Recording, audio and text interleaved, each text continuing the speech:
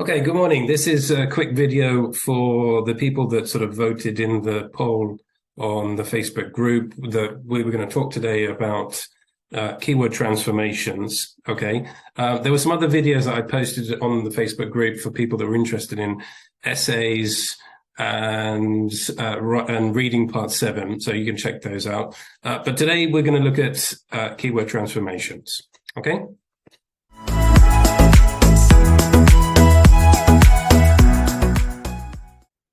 Okay, so here we have some keyword transformations to discuss and talk about sort of answers, how to do the questions, etc. Okay, we know that the word that they give us, so for example here, honest, how word, these words cannot be changed. Okay, so it's no good putting an S if you want to sort of make the plural or changing this to another word. It will always be wrong. These are the words that you are going to have to use. Okay, we also know that we need to write from 3 to 6 words. Okay, B2 first is 2 to 5, C1 is 3 to 6, and proficiency is 3 to 8. Okay, so 3 to 6 words. I would suggest at the beginning looking and seeing what we have top and bottom that we don't need to sort of rewrite, okay? And if we look here at the sentence, I'm convinced that David is holding something back about his plans for moving. We can see here that this part at the beginning, we don't necessarily need, okay?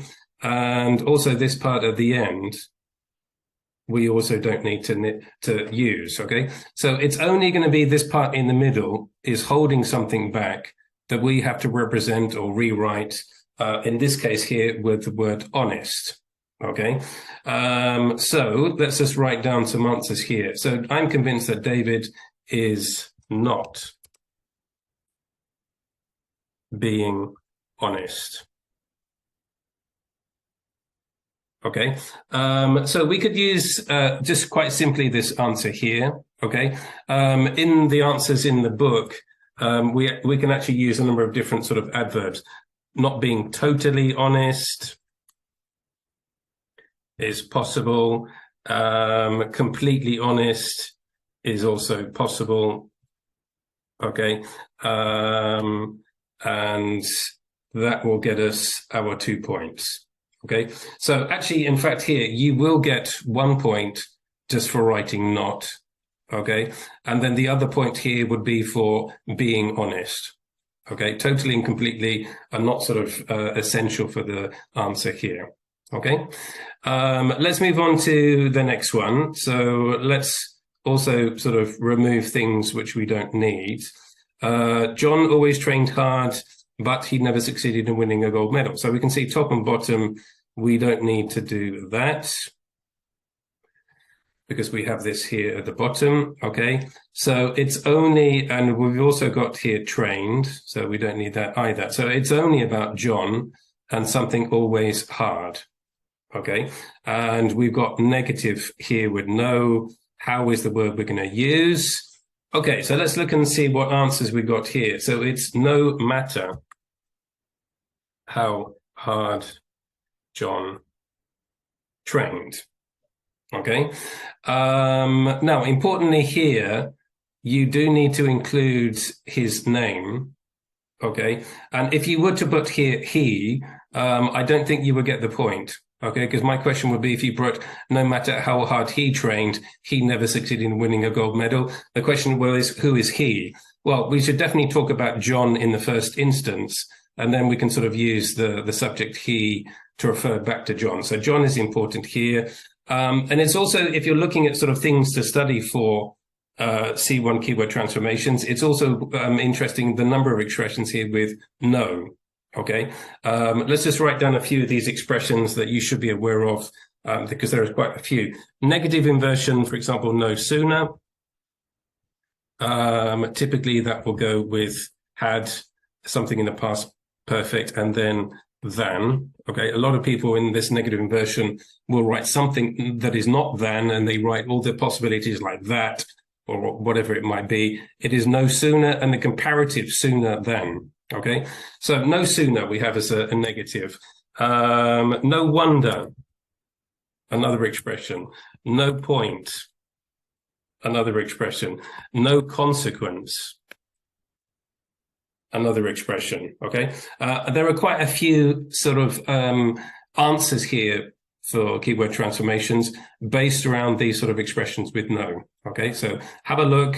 There's quite a few pages out there that will show you these sort of expressions. Okay, right. Okay, let's move on to the next one. What have we got here?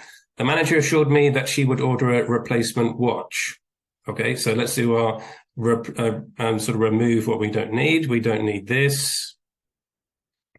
The manager assured me. Okay, so important here, the manager is a woman.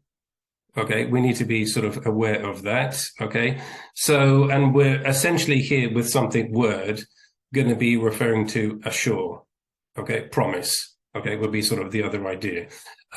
So the manager, hold on, let's just, don't want a red dot, but we do want something to write with. So the manager gave me her word. Okay, that she would order a replacement watch. Okay, so again, because we know that it's a she, her here is important. Okay, so to give someone their word, okay, gives you this idea of to assure or to promise. So the manager promised me that she would order a replacement watch. The manager gave me her word that she would order a replacement watch. Okay, let's move on to the next one here. James was very impressed by how beautiful the city was. So we can see here that we don't really have too much to sort of remove. James, obviously we've got here at the bottom, and the city. Okay, so this makes it slightly more difficult. Okay, but this is one sort of answer here where you are expected to use, if possible, certain words here from the first sentence, perhaps changing them to write your answer in the second sentence. Okay, so let's write down the answer and then I'll show you what I mean. So the city's beauty. Okay, and we can see here that from beautiful, that we would get beauty, the adjective. Okay, so the city's beauty. One second. The city's beauty made a strong impression on James. Okay, let's just move that to one side so you can see that. Okay, what else have we got here? So we've got from beautiful, we get beauty, and from impressed, we get impression. Okay, and the expression here, it makes a strong impression. We need to use the word here, strong, and it would make a strong impression on someone. In this case here, it's going to be James. Okay. Right. Okay. Let's carry on to the next one. We'll have to cancel the meeting if we can't find a suitable venue. Right. So we can't find a suitable venue. We can remove. We'll have to cancel the meeting if. So we can remove as well. So this is what we're going to be looking at here. Okay. So meeting we have to refer to in our answer here. We have to refer to if or something conditionally, because this will be important here. And we're going to have to try and find a way of saying cancel, which probably is going to be a phrasal verb with call. Okay. So let's look and see what answers we get here. We'll have to call off the meeting unless we find a suitable venue. Okay, so you could say here, well, why can't we use what was used before? Because we won't be able to write 6 words if we sort of write the sentence with what we had before. If you remember before, we can't find a suitable venue. If we try and write that here in our sentence here, we're going to have more than 6 words. So we'll have to call off the meeting if we cannot. Okay, and that will give us too many words. Okay, 1, 2, 3, 4, 5, 6, 7. That's giving us 8 words. So we can see here that we do need to use call off the meeting unless. Okay, and unless gives us this negative idea that we have with if we cannot. Okay, but 1, 2, 3, 4, 5 words. Okay. Let's look at the last one here today and see what we got. Even though the company offered him a higher salary, David was still dubious about accepting the job. Okay, so David was still dubious about accepting the job. We don't need to refer to. A higher salary, we've also got here, we don't need.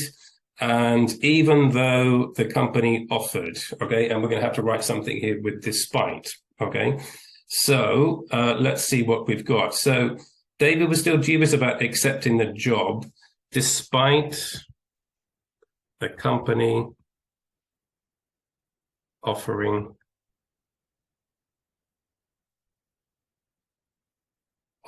him a higher salary. Okay, so it's important here that you sort of understand and know how to use these different words here, like even though and despite. Okay, they have very similar meanings. They can be used synonymously, but you can see here that the sentence is written using sort of a verb clause. But despite is followed either by nouns, okay, or followed by gerunds. Okay, and they're looking for you, or they're looking, the exam is asking you to sort of understand how despite is used and what comes afterwards. Okay. Okay, quick video today about keyword transformations. I hope that was of use. Okay, next week or in the following weeks, we'll put together some more videos and we'll see what happens. Okay, thank you.